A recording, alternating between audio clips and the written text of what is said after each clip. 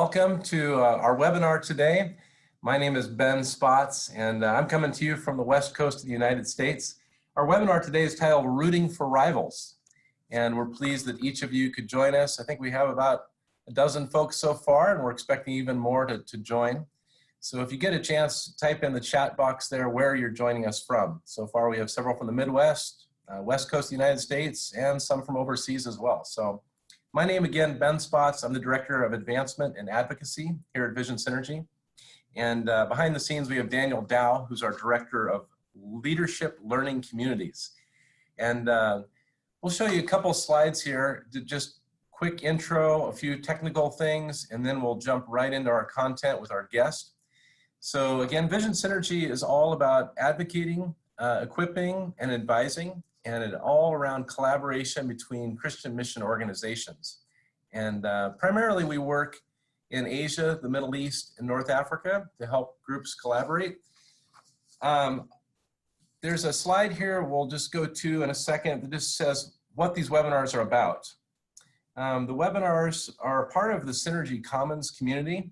As you see there, we say COP, a community of practice. So most of you this morning, most of the people in that community, over 1,000 people, are practitioners. And so we like to talk about practical things that can help us network and partnership better.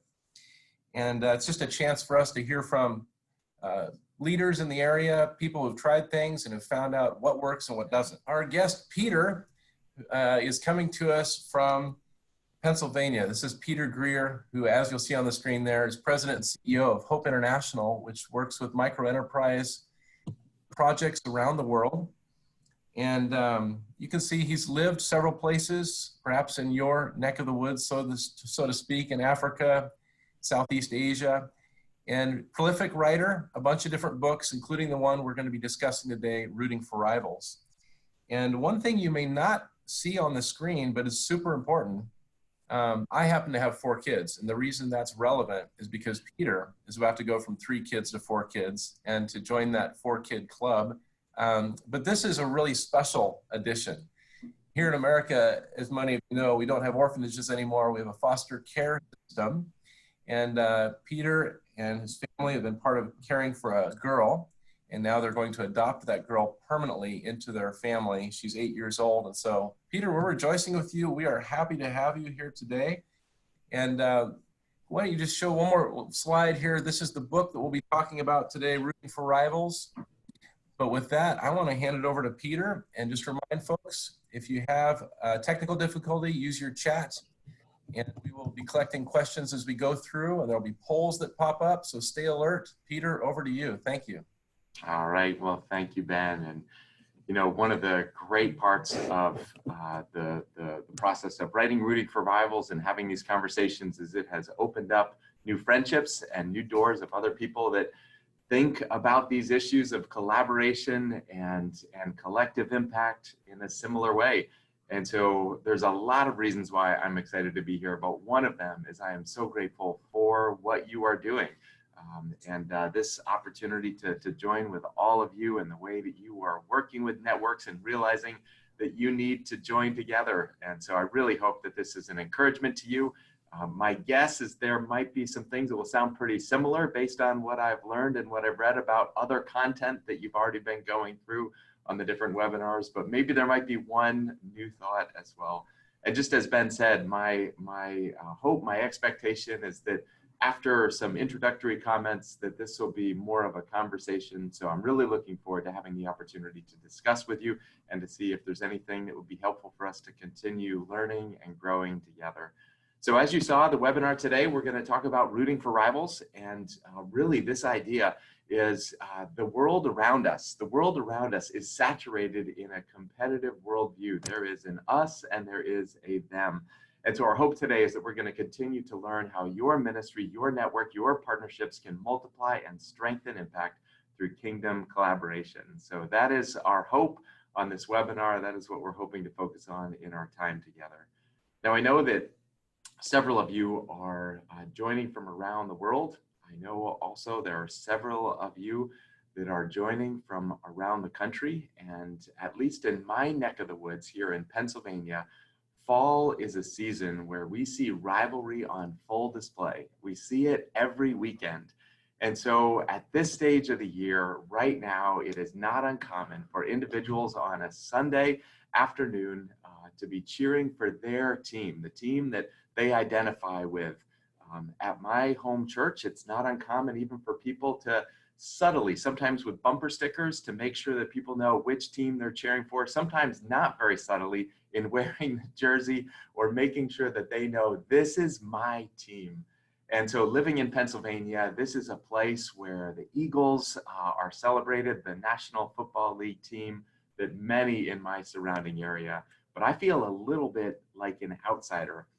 What I'm about to say might offend some of you, but I grew up in Massachusetts, and so my loyalties are still with the New England Patriots. And for those of you joining around the country, what you might not see right now is either in the chat roll or maybe people are physically stopping. They're opting out of this webinar because this time of the year, this is a rivalry. This is a time of the year that people love to cheer for their team and they love to cheer against the Patriots. That seems to be the general way that, that people are cheering right now. But I grew up in Massachusetts and my loyalties are there and I totally get it. I also, throughout the fall, find myself cheering for the team that I grew up with, the Boston Red Sox, and I still cheer against the New York Yankees. So I totally get it. I get that we have our teams, we have our loyalties. And I have spent time living around the US and I know that the sport may differ, but there is still a very real sense that there is an us and there is a them. And it doesn't matter which part of the world you are in. It doesn't matter if it is a local team against another local team or it is a national team against a national team. We know who our rivalries are.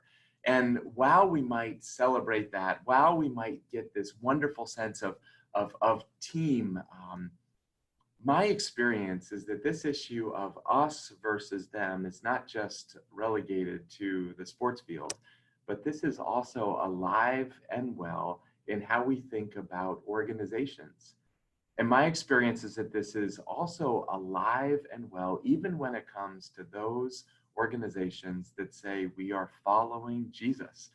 That oftentimes does not translate into a different attitude or approach in how we think about other organizations. And so the first question that we'd love to ask is, how big of a challenge is competition and rivalry in your ministry sector or network? How much is this an issue? And so Ben is going to walk us through this poll, this first poll question, to try and identify, is this an issue that you have seen or experienced in the ways that you are thinking about other organizations within your similar field? Yeah, exactly. So you should have on your screen, should have popped up a little poll, and we'll invite you to choose one of those options there. And we'll just give it just a few seconds and then we'll display the results on the screen so Peter can kind of see what's going on with the folks who are, we've got about 20 people on the call right now on the webinar. So how big of a challenge is competition rivalry in your ministry sector or network? We'll just give a few more seconds for you to respond, and then we will display the results for everybody to see. All right, so I think we have some results that should be coming up here now. Peter, I don't know if you can see those, but it looks like we have several folks that are saying, you know, this is actually a significant issue. At least 4 folks are saying this is a major issue for them. And then we have the majority of people saying, yeah, this is definitely a, you know, something that I see as a medium issue for me. There's a few people that would say, no, it's smaller or it's not an issue at all. So it's interesting. Yeah, it is, right. Yeah, so 74% it looks like would say this is either a medium issue or a large issue. And that is significant. I am so glad for the person who said this is not an issue at all. Perhaps that person should be the one that guides us through, and maybe in the Q&A we can figure out what is it that that person or that organization has figured out to say this is not an issue. But my experience is that this is an issue. It is an issue, and it's not just an issue out there with other organizations. This is an issue that I have felt when I think about the work that we do. My day job, as you heard, is with Hope International. We're a Christ-centered organization trying to do poverty alleviation around the world through economic development. And as I have been doing this work, you heard that I spent time in a couple different places. The first job was actually with World Relief. And my work with World Relief, as I joined World Relief, the question that I was asked more than any other was a simple question, but it was an important question. The question that I got more than any other was, hey, Peter, how are you different from World Vision? And behind that question of how are you different, what the bait was make the value proposition for why your approach, your organization, your mission is better or bigger or more effective. Tell us why your organization has its impact, and tell us in relative terms. Tell us in comparative terms to this other organization. The organization I work with today is called Hope International, and the question that I still get more than any other is, hey, Peter, tell me how you're different from whether it's Opportunity or these other organizations that operate in a similar space. And we see this not just at an organizational level. I believe we also see this within our churches, within our communities as well. Peter, tell me how your church is different from the church down the road. You know, as we think about these questions of how is your organization different, it's interesting because the question that I've never been asked is, Peter, tell me what you're doing together. That's a question that I have never been asked. I've been asked to define our impact in relative or comparative terms, but I've never been asked to say, make the argument, tell us what it is that you are doing together. And I like how Mark Twain summarizes this issue, where he says, when we slip into this idea of comparative language, of comparison, he says, this is the death of joy. We read it even more strongly in Scripture, how envy, it rots the bones. There's something in it that robs us of joy, that robs us of health, that literally is a cancer that is eating at who we are when we slip into this idea that there is an us and there is a them. This is a competition, and the competition are not against the principalities. The competition is about us and them, however we define them. I like how Jesus said to the consequences of this are pretty significant. He said pretty strongly, every kingdom divided against itself is brought to desolation, and every house divided against itself will not stand. And so the question that we think about is what is it? What is it that causes us, maybe not all the time, but momentarily, to slip into this idea of there is an us and there is a them? What is it that causes us to not enter into life-giving collaboration, partnership, organizational generosity to other? And so Ben's going to walk us through our second question here for all of you, and trying to understand more. What is it? What is it that keeps us from more collaboration, from more generosity in the way we interact with each other? Yeah, as you think about this, each of you at your computer or your device, I'd invite you to just off the top of your head, type something into chat. So again, there's that chat button, usually along the bottom of your screen. I invite you to click on that and just type a response to this question. What keeps us from collaboration and generosity in ministry, between ministries? And we'll just wait for a few of you to respond in the chat area there, and then I'll read those off to Peter. Yeah, a whole bunch of good messages coming in here, Peter. I'll just kind of summarize some of those.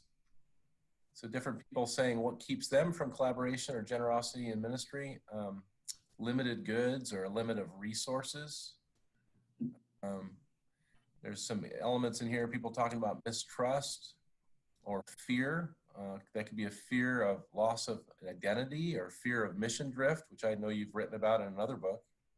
And a few people talking about ego. So there's personal things or theological differences.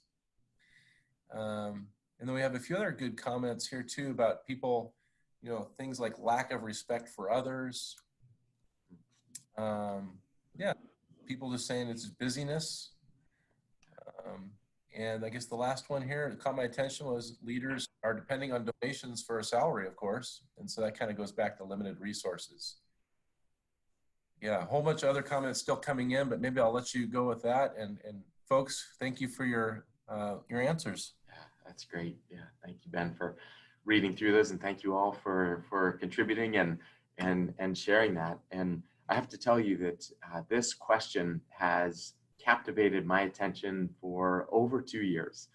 this idea of competition, of rivalry, and trying to understand, because I believe that this issue, if left unchecked, is going to continue to damage our collective impact.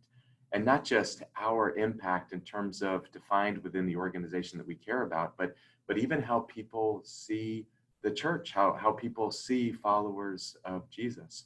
And if we look at the last 50 years, I'm sorry that I don't have this in terms of a global statistic. This is just on the United States, but in the United States, over the last 50 years, the level of trust that individuals have said that they have in Christianity, in organized religion, it has been decreasing significantly. And just a few years ago, for the very first time, there are more individuals around us that say, I have a great deal of distrust, as opposed to I have a great deal of trust. Now, this issue, there was a recent article that I was reading about this morning that again said something similar, that there is a movement underway where individuals are really questioning the credibility of the church. And in some ways, this is due to a variety of factors. But I believe one of the hidden contributing factors is that right now, at this moment in time, we feel division. We feel division around our Thanksgiving tables. We feel division when we gather together as communities. We feel division when we log on to social media. We feel this. And I believe that when individuals look at organizations that are followers of Jesus and they see nothing different, they see division in our world, and then they see division reflected in how we treat or engage with each other. I believe that this is fueling this issue of saying, is there any difference? Is there any difference? And so for the 74% of you that said, there's something here, there's something here. The question that I've been wrestling with is, how can we have a different presentation of what it looks like for followers of Jesus Christ to be known as having each other's backs, as having an uncommon unity? And what I found so interesting is there are wonderful examples. And I think you on this call, you are an example, a wonderful example of what this looks like to think about networks, to think about collaboration. And I celebrate that. And I want more and more and more of that. But I also found it fascinating that this is not a new issue. When you look at the early church was falling into factions. The early church was plagued. There even at that time was an us versus a them. So there is nothing new at all in this topic. But what I found so heartening is that the night before Jesus went to the cross, this issue was on his mind, and not just on his mind, but in his prayers. And it actually is the longest recorded prayer that we have of Jesus, that we can read in John chapter 17. After Jesus prays for his disciples, his prayer extends to us. And it says this, it says, my prayer is not for them alone. I pray also for those who will believe in me through their message. So if you have believed in Jesus, it has been passed down through the ages. And this prayer is for us if we believe in Jesus. And the prayer is specific. The prayer is very specific. It says this, that all of them may be one. Father, just as you are in me and I am in you, may they also be in us, so that the world may believe that you have sent me. I have given them the glory that you gave me, that they may be one as we are one, I and them and you and me, so that they may be brought to complete unity. Then the world will know that you sent me and have loved them even as you have loved me. The night before Jesus went to the cross, this is what was on his mind and in his heart, that there would be a demonstration of the uncommon unity that we have as followers of Jesus, and it would be seen by the world. And the crazy thing about this prayer is Jesus understands that if we are doing all of these things, all good things, but we're doing them individually, our witness is going to be impacted. Jesus is praying that the way that we do about this, the way that we live, that there would be a demonstration of unity. And Jesus prays for complete unity. And that is what my hope is as well. Now, when we look at the history of the church, when we look at this moment in time, when we think about how well we have done living this out in being a demonstration of the unity that Jesus and God the Father have, how well are we doing it as followers of Jesus? And my experience, and I'm speaking personally here, is I've not done this very well. I know that I have slipped into factions, I have slipped into rivalry, and I have not always acted in ways that are demonstrating to the world that we are brothers and sisters united in Christ. And I want to figure out how to change that. I like how Greg Holder writes in his book, The Genius of One. He says, we Christians are certainly part of the problem, but we also have the unique opportunity to be a radical part of the answer, an answer that bridges the gaps of generation, denomination, race, economics, culture, and even politics. So what does it look like for us to be part of the solution? If we understand we've been part of the problem, what does it look like for us to be part of the solution? And you heard Ben say that a few years ago, my friend Chris Orson and I wrote a book called Mission Drift, of how organizations drift from their founding passion and purpose and mission. And the way that we went about that was to find organizations that have not drifted and spend a lot of time listening to them, learning from them, and saying, what did they do differently? What did they think differently? And then how did they act differently? And when it came to this issue of what inhibits us from being known as radically open-handed, generous, collaborative friends in this work that we have, we went through a similar model and methodology where we found the most open-handed individuals we could find and said, what is it that you believe? What is it that you do? How does your theology impact this issue? And then how does your practice impact this issue? And what we found is that there are a couple really simple things, a couple simple ideas that individuals that model the different form of collaboration and generosity, that they acted differently. And maybe if I could just pause on that to, again, look through that chat roll, look at the other things that you identified. What we found is that there are two big picture questions. And when you look through the chat, many of you came up with a similar idea. You could have saved me a lot of research if you had shared this with me ahead of time, but in some ways they're intuitive. And the first question is this: the individuals that were open-handed, the individuals that were collaborative in extreme form, they said this. They said, when we are asked the question, do we believe in a world of scarcity or abundance? They said, we believe in a world of abundance. And they said it even more strongly than that. They said, we believe in a God of abundance. Now, what does it look like to believe in a world of abundance, and how does that differ from believing in a world of scarcity? And I believe that this worldview is embedded in so many, not just the ministry world, not just the network world, but also within the for-profit world as well. Now, this individual is a founder or known as a founder of a large fast food chain. I wish Ben, first person to tell me who this is, first person who can write in the chat roll and tell me who this is, I'll send another book to this individual. Am I allowed to do that? All right, we'll give you 10 seconds. Does anybody know who this founder is of a fast food? We said somebody's saying Ray Kroc. Hey, well, whoever said Ray Kroc, that is it, the founder of McDonald's. So, Dave Oakley has a book coming his way. All right, well, send me your address and we will put that in the mail here. But that's exactly right. That is Ray Kroc, the founder of McDonald's. And Ray Kroc was a cutthroat in his worldview. And he could not stand that anyone else would have any success. And I believe part of this is his worldview was limited to his organization. He was not believing in a world of abundance. He was believing in a world of scarcity. And he famously said this. He said, if any of my competitors were drowning, I'd stick a hose in their mouth and turn on the water. This is rat eat rat, dog eat dog. You're talking about the American way of survival of the fittest. Now, if that really is the American way, we need to apologize to the rest of the world. This is crazy that he would say, I will do anything possible to stomp out my competition because there's not enough.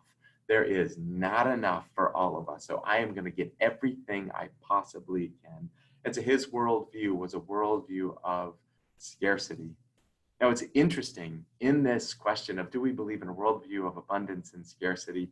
He said, I'm going to do anything possible to obliterate the competition. And that causes him to make some crazy statements and for him to make some crazy decisions in how he led the company as well.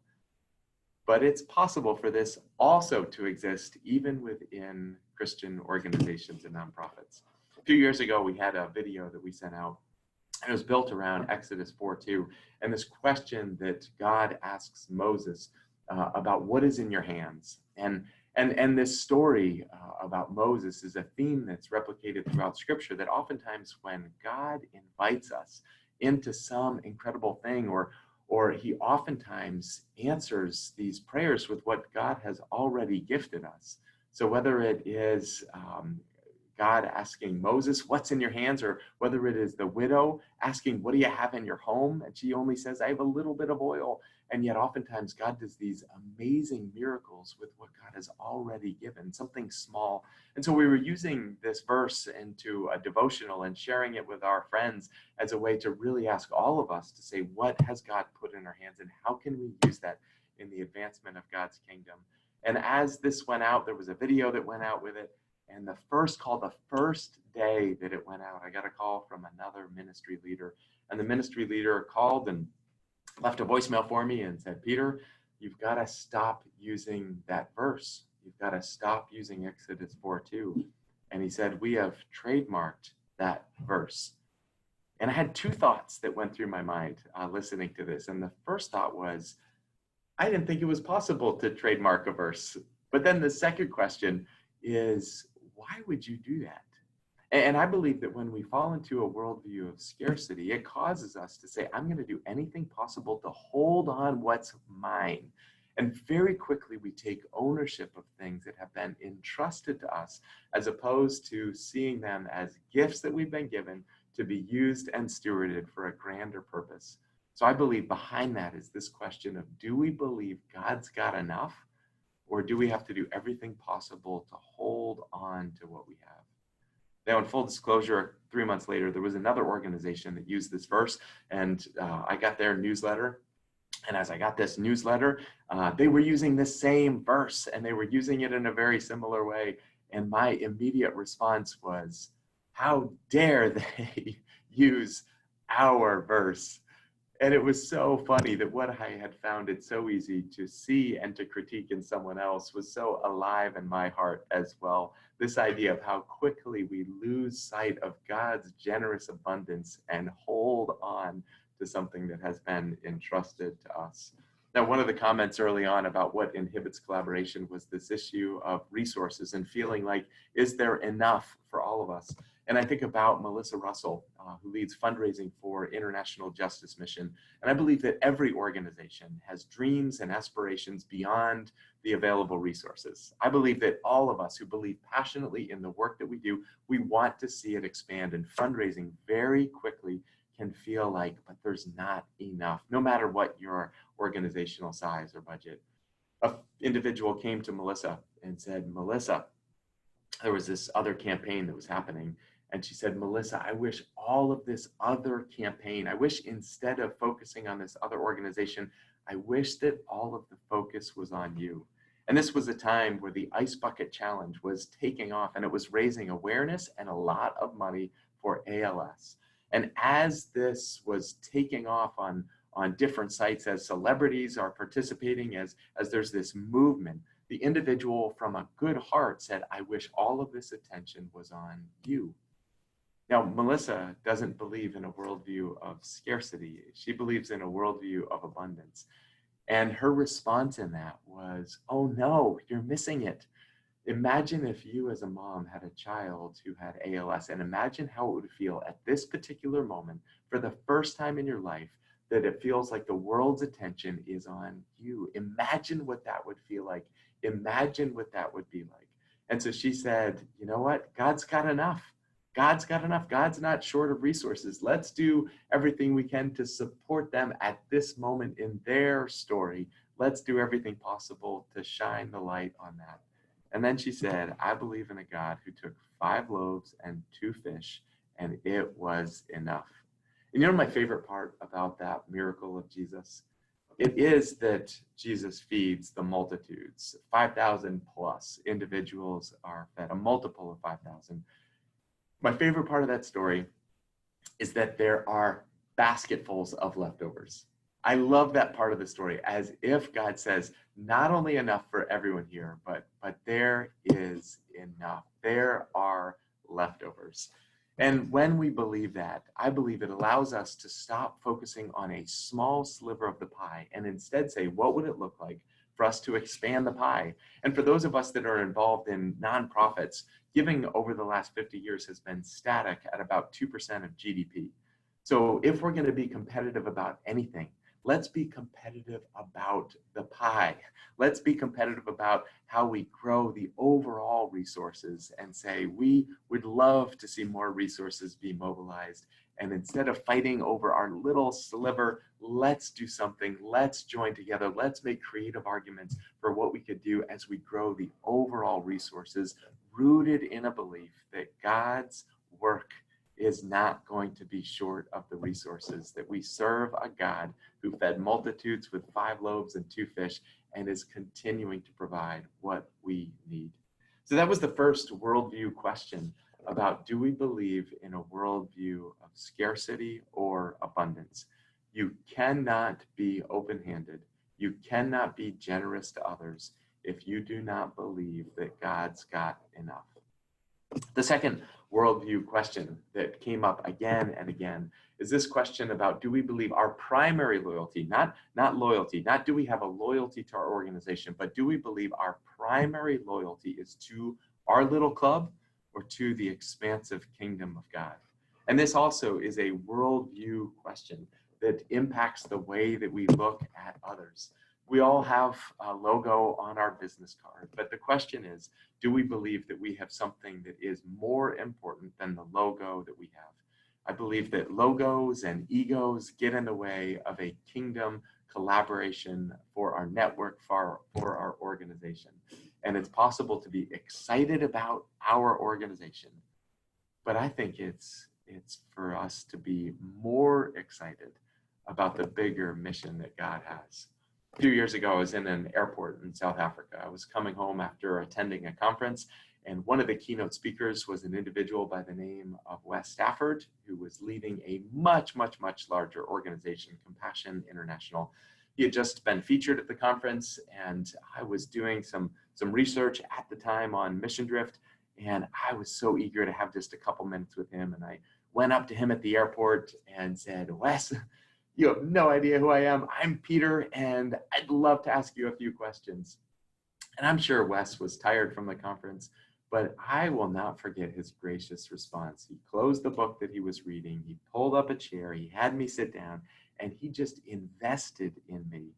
When he got back to Colorado Springs, he followed up with additional resources that he thought might be helpful to our ongoing research, and was so incredibly kind and gracious to us. And I got this sense that him helping me, it was almost as if it was part of his mission. And it turns out it's because he believes it was. He believes that his primary calling is not to an organization, but he has a higher calling, a higher identity, a higher mission, which is all about the kingdom of God. And I love how Jesus says in Matthew chapter 6, this idea of our job is to seek first the kingdom of God and his righteousness. That is the agenda. That is the mission. That is the identity. We are known as children of God, and that identity is more significant, is infinitely more significant than the logo or the organization that we work for. So I am always going to be excited about Hope International. I love the work that we do, but may that never be higher than the excitement and love and passion that I have to see the kingdom of God expand. And so if there ever is a choice between what is best for this organization or what is best for the kingdom of God, the decision is made. We choose kingdom first, and then we think about organization. Now, these two worldview questions can be plotted on a really simple 2x2.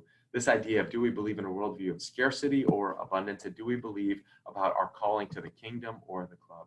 Now, if we believe that our mission is about we believe in a world of abundance, but we are thinking about our organization, our impact is always going to be limited, because we're never going to see beyond the bounds of the organization that we work for. Similarly, it's possible for us to be in this place where we think about our club, our organization, and we believe in a world of scarcity. And this is, we don't even have time. We don't have ability to see beyond our little organization. And that causes us to focus inward, to be paralyzed by an inward perspective that over time leads to unhealthy narcissism, even if it is in a veiled way of Christian mission. It allows us to slowly think no bigger than our organization and our constraints that we are faced. It's also possible to think about the work that we do in a way where we believe that our calling is to the kingdom, but there's never enough. We believe in a worldview of scarcity. And so what that has is we're seeing these other organizations. We're seeing what's happening. We believe in our head that there is a bigger agenda, but we keep falling into envy. We keep seeing the success of other organization as coming at the expense of our loss. Your win means my loss. And over time, that leads to envy. Now, I believe there's a different place to live. And that last place for us to live is the upper right quadrant that we have. And so I think about what it would look like. What does it look like for us to be in this category where we truly are generous, where we believe that there is enough for all of us, and your win does not come at the expense of my loss, and where we believe that our calling is about the kingdom of God and not just about our smaller organization. And so here's the next question Ben is going to walk us through, but how, if we believe in this worldview, how might that change the work that we do? How might it change the way that we interact with others? What would that look like? Love to have Ben walk us through this next chat discussion. Yeah, again, just like we did a few minutes ago, invite each of you on the call, on the webinar, to just off the top of your head, click on the chat button and write down there an answer. What could it look like for you to root others in your field, in your ministry? Just a phrase or a sentence. What could it look like to root for others in your field or your ministry? And then I'll read those off in a second here and we'll move forward. Interesting. We have a few folks typing responses here, Peter, and I'll read off a few of them to you, but several people actually said multiplication is what it could look like. Striving for win-wins. Several people mentioned about how we talk or what we do. So practicing embrace or speaking well of others and how they serve the kingdom. Jose was even mentioning, highlighting others' work or success in our publications, really practical. Yeah, Karin had a similar idea of affirming stories and impact of others. Yeah, somebody said maybe we could make a prayer group that stretches across organizations. A whole bunch of more answers coming in here too about just how we would give things away freely. So a whole bunch of ideas. Thank you to all of you, and keep typing them in. The last comment here from Rick about being a peacekeeper. So I'll give it back over to you, Peter, but thank you for those answers, everyone. That's great. I love hearing that. And I think that's really the highest goal of thinking about a webinar. Would there be one or two things that you could do differently to continue to lean in, to live into this idea of kingdom collaboration with your network, with your organization that you're working with? What is one or two practical takeaways that you could have? And so when I think about what we've seen, the impact is incredible when we think about individuals that are living in that generous upper right-hand quadrant of generosity. And I want to just give you 3 examples and then a couple more practical ways that we've been seeing individuals live this out. And the first is from the world of Bible translation. There was a foundation executive who said that within 3 months, he had multiple organizations come to his foundation, pitch a proposal for funding to translate the Bible, which is not uncommon. But he said what was uncommon was that individuals were trying to raise money to translate the Bible into the same language for the same people group, and they were totally unaware that anyone else was working on that same project. And he said, this is not a good use of resources. Why aren't these organizations partnering together? Why don't they know of each other? And so that started a process where they would gather together every single month. They would gather at Dallas Airport. They would grow in relationship. They prioritized this. They said, we're going to invest together in relational depth. They started having joint fundraising events. Just last week, I got to attend one of them, and it was incredible the way that they were not raising money for an organization, but they had multiple leaders of multiple organizations on stage, all of them saying, here's what it looks like.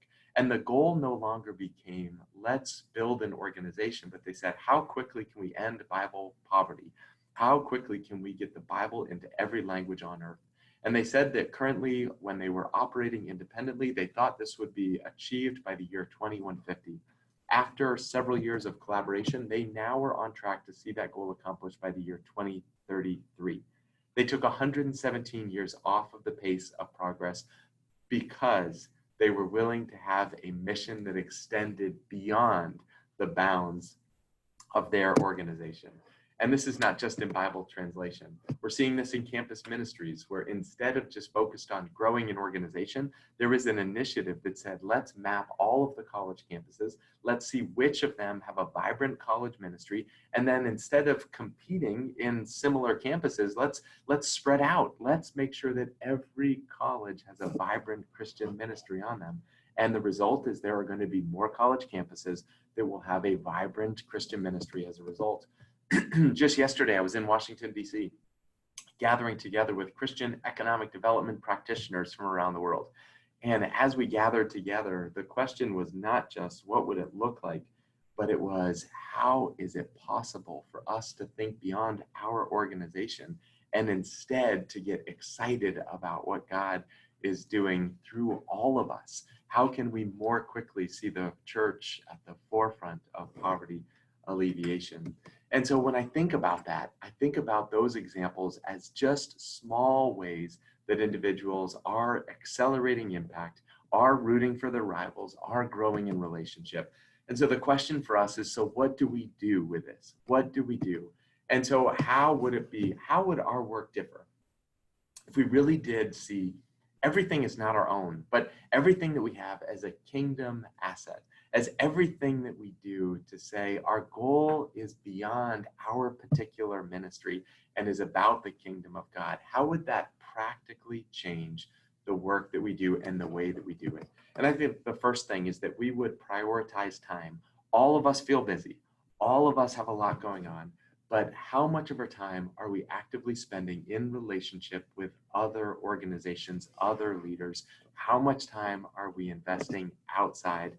And can I just say again, thank you for being on this webinar. My guess is this is a different category of people who say this is important for us to think about growing in relationship with others. And you've prioritized this time together, and I am deeply grateful for that, as well as Daniel and Ben and the team for the way that you are facilitating this and so many other conversations that bring us together. So the question is, how much of our time is spent outside of our immediate area of focus? Second is information. Are we open-handed and generous? When we think about the assets that we have, do we hold on to them? Or is our asset a kingdom asset? Is it to be used? Is it to be stewarded on behalf of others? And so I've been excited to learn examples of individuals that are radically open-handed and generous. Following on their example, we have a portal on our website, and we make everything available for free for anyone else who wants to take our training modules or board materials or anything else that we have. We said, why would we not share this with others? Third is the language that we use. We have tried to reject the bait when anyone asks us the question of how are you different from, or how are you better, how are you bigger? Those are misleading questions and misleading paths. And so we want to use language that does not end in ER. We want to be free from comparative language, from comparative approach, and instead shift the conversation to say, let me tell you what we're doing up together.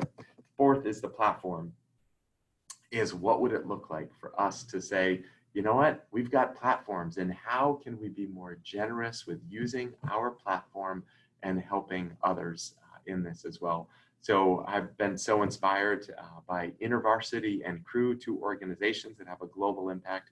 At their annual meetings, they have started highlighting other organizations. They've highlighted each other when they have their global gatherings, and being generous with the platform that they have in highlighting. And money. You know, when Rooting for Rivals came out, we wanted to give away the proceeds to other organizations. We've been so, just grateful for the people that spoke into our research, that we wanted to just use that as a way of blessing. And so we sent some support to other organizations that are in our same space. And the response was greater than any philanthropy that I've ever been a part of. And I think it's possible for us to send a message to each other that says, I'm in it with you. I reject a worldview of scarcity. And one small way is I want to give you, and maybe if there's another supporter that we have, and that individual has a passion for an area or intervention that we are not doing, instead of trying to change their mind, what would it look like if we made an introduction? And those sorts of things are only possible if we believe in abundance and if we believe in a kingdom agenda. And then our prayers. How many times do we intentionally pray for other organizations in our same space? In some ways, it's easy to pray for people that are far away from us. Sometimes it's more difficult to pray for those that are the closest to us. And so how could we more actively pray for others in our space? And then lastly is, what does it look like for us to continue to grow in relationships? And again, I know that you are doing that. I am so grateful for the work that is happening through each of you and the way that you are prioritizing relationships. So we're going to transition to see if this prompts any questions in our remaining time together. But I want to just give you one verse, one blessing that I love the Message translation of these words of Jesus. But it says, "You're blessed when you can show people how to cooperate instead of compete or fight. That's when you discover who you really are in your place in God's family." I have seen that a little bit. I have seen the blessing that comes from living with an open-handed posture. And I would love to see that more and more and more. And in that, if I could be of any help, this is my information as well. And so happy to try and be helpful to you as each of you pursue the kingdom agenda that is in front of you. So Ben, if you want to lead us through the Q&A, but thanks again for the privilege of sharing some of these thoughts. Absolutely. I deeply personally appreciate it, because I think this motivates us, it inspires us, it reframes our thinking. And so I'm going to invite people, if you have questions about something Peter said or something he didn't say that you would like to hear about, there is a Q&A button there at the bottom. It's different than the chat button, but if you could click into the Q&A button and then submit that question, and I'll see that pop up and ask Peter those. We've got about 10 minutes here. And Peter, I appreciate you too being open for people to contact you there through your website, and we'll show that information again in a second. I have a question I'll start out with while we're waiting for a few to come in. I think many times we don't want the rivalry, we don't want the competition, but we see somebody else maybe using those words or, starting to form that type of rivalry language. How would you suggest we break that cycle? Oh, Ben, I know that in my life, when I have entered into that, well, they did that to me, I'm going to do that to you, that is toxic to my soul. It misses out on the ability for me to see my own sin in that. And I think that Jesus has some pretty clear words for us in how we interact with our quote unquote enemies that I would say extends to everyone else. The message is bless and do not curse. The message is pray for them. And so I think the immediate response is, I am going to give up my right to respond. And instead, I am going to pray God's blessing on you. I think that instructs our soul and is much more in line with the way that we see Jesus instructing us to interact with sometimes the people that are perhaps most difficult for us to love. Absolutely. And we've had a few questions come in. Maybe just take that a step further. What would be first steps as you engage or communicate with a leader from one of those organizations? In other words, how would you instigate the subject with another organization? Yeah, so I think it's possible in relationship. When someone sends an anonymous note, you kind of read it, you want to pay attention. when a friend gives you a piece of constructive criticism, I am far more likely to respond to what is said in love and in relationship than without relationship. So I think in some ways there's groundwork that needs to happen as we think about the subject, and the groundwork takes time, it takes intentionality, and you earn the right to give that, hey, when you said that, I felt that that was slipping into an us versus them. And so I think there's that opportunity, but I think it is strongest when said in love and in relationship. So maybe that's the first step, is maybe you don't address it right away. Maybe you Yeah, simply have coffee and say, tell me your story. Tell me why you were working there. Tell me what makes you passionate about this work that you do. I appreciate that a lot. We've got a few people asking questions about Hope International. What are some examples of the way Hope International has worked with like-minded organizations, or a popular resource what's the most popular resource or resources that have been downloaded from your website? How are you sharing and practicing this?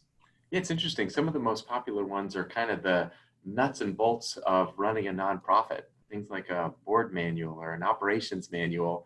And, I don't, we encourage people, if this can be helpful, copy and replace Hope International with your organization's name and logo. like, just let's accelerate our collective impact. Why would everyone need to learn these things from scratch? So I think those are some of the resources that are helpful. But Hope International, in terms of programmatically what we do, a few years ago, we were really convicted by this, that there were other ministries that said, we really like the church-based model that you have of savings groups. We see how, and we're doing the reading, that this could be an effective way for us to also expand our impact. And our initial response was, here's our training materials. But over the past few years, we've gone more and had kind of come and see visits, hosting individuals around the world. We have been doing some training, some joint venture, if you will, with other organizations. So Compassion International, we now partner with them in 5 countries. It was really interesting, Ben. I was at Compassion's kind of global summit last month, and I did a little calculation. We have this new project together where we're able to train their staff in savings group model and methodology for the impact that we have seen in this one country. If we had done that same work from scratch, it would have been 23 times more expensive if we had tried to do that on our own under the banner of Hope International. But partnering together, we can have 23 times the impact. We can be 23 times more effective because we're willing to partner together. So we can't do that with every request that comes in, but we have a process of saying, let's grow into what we're talking about in this webinar. Let's grow into more open-handed, more generous, more collaborative, more kingdom type thinking, programmatic, and in our approach. That's very helpful. Ton of great examples in there. Hope folks listening are taking those little pieces and going to think about those the next few days. Somebody said they heard you made a comment about healthy competition, or you've talked about unhealthy competition. Is there such a thing as healthy competition? Any comment on that? Yeah. I mean, I love the verse from Hebrews chapter 10, like spur one another on to love and good deeds, right? Like, yeah, let's spur one another on to this idea. And I think there can be a little bit of, wow, did you see how that organization just did it? But I think the spirit with which is, hey, we are not going to slip into a pitting of me versus you. We're done with that. What we are going to do is we're going to figure out a way to spur one another on to love and good deeds. So if that is the goal, if that's the way that it happens, let's figure out that together. But I refuse to see you as the enemy simply because you work for another organization. Yeah, it's on point. And a couple more questions here. One from Jeremy. Do you think that mediators dealing intentionally with rivalry between people or organizations can make a difference? So the role of mediators, because mostly we've talked about, you going to talk to this person, you building a relationship. So any practical thoughts about that? I think the role of mediation is tremendous. And I know that I love my wife. I am devoted to her. And there have been a couple seasons where having someone else in to help us, marriage mentors or counselors, that has been so helpful in getting through some roadblocks, some issues. And I think the same principle applies, that there are going to be those times that organizations, for whatever reason, we're just missing each other. And Yeah. so I would say absolutely, people that are expert in that, there was a wonderful role of that mediation process as well. Yeah, that's excellent. And Jose had a question about, intellectual property issues seem to be a thing for Western agencies, provokes conflict or competition. So any thoughts or insights on intellectual property issues with ministries? Right. Yeah, I would encourage you to not try and trademark any verses in the Bible. That would be step number one. Step number two is, I mean, this is tough, right? In the world that we live in, there is intellectual property. And I think, when we do things, we have copyright that is put on, we have intellectual property, and then we're ridiculously generous with it.